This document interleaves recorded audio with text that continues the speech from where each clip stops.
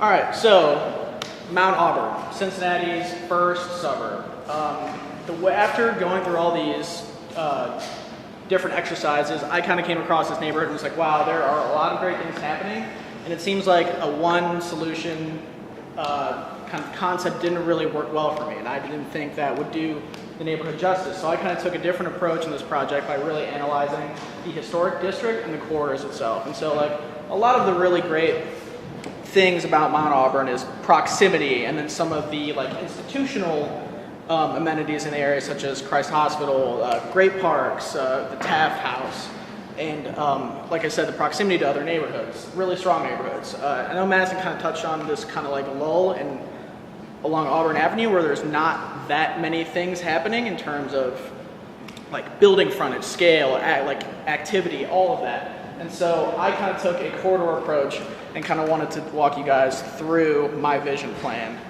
for the area. And so the reason I did this is because I think an intentional community has the ability to work well internally at any place you plop it, but does it work with the surrounding area? And that's kind of why I took this approach, and I kind of did it in a way where I broke it down into different phases of my vision plan, and so I'm going to kind of talk through those.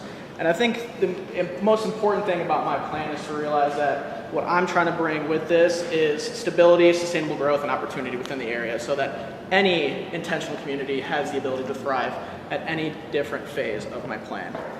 So kind of going into phase one, that's kind of like a plan that is, or a section of the plan that's geared towards like existing residents and gives our intentional community the ability to thrive. So that's like workforce, single family housing, and then some neighborhood serving commercial amenities that fall outside of the historic district, but they don't have that they desperately need, such as banks or like a deli or just small community serving restaurants or coffee shops. And the addition of added office, which is already like a pretty strong feel in the area. And then that leads us up to phase two, which is kind of stabilizing the density and the opportunity in the area. So that's like a continued trend of like this office and commercial character, as well as adding more workforce, multifamily housing, and then introducing some market rate housing. And then phase three kind of takes us through this elevating the neighborhood gateways. So I don't know if you guys know, but the gateways of the district are kind of where Sycamore Hill comes up to the south, and then kind of where campus meets the historic district in the north. And so that phase is kind of geared towards, you know, like the student rental retail feel to the north, and then this kind of like over the Rhine serving more ownership and kind of like this added economic and social diversity aspect in phase three.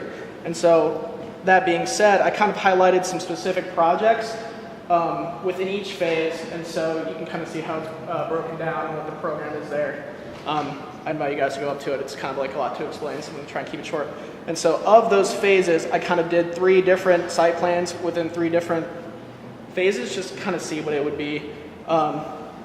So with some of the single-family residential, with row homes, townhomes, as well as kind of providing some office and retail space along the corridor and directly off of it. And so some of the images show kind of what the architecture, what the feel could be, and things of that nature.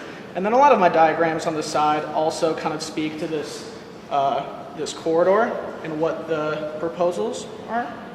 So how phasing is tied into this, what specific properties do I see more important coming in at different points, as well as proposed land use. And then kind of talking about like the gateways and the nodes that are created through this vision, along with the added frontages that are coming to the area. So kind of like making it more of a complete historic district, not just kind of this broken road that everybody seems to speed through, along with just kind of a street network and slope analysis, as well as what the scale of it will be. And so it's a historic district, so we're not trying to add too much, and what we are adding has to be current with the code, and that leads into some of the green network improvements. Just like Madison, there's a huge need for street buffers, and so what that would look like, and adding proposed green space with the new developments, and how that green network ties together, and then kind of ending with the public versus private realm, and what that would look like after all 3 phases of the vision are done. And so I think that gives you guys brief introduction into my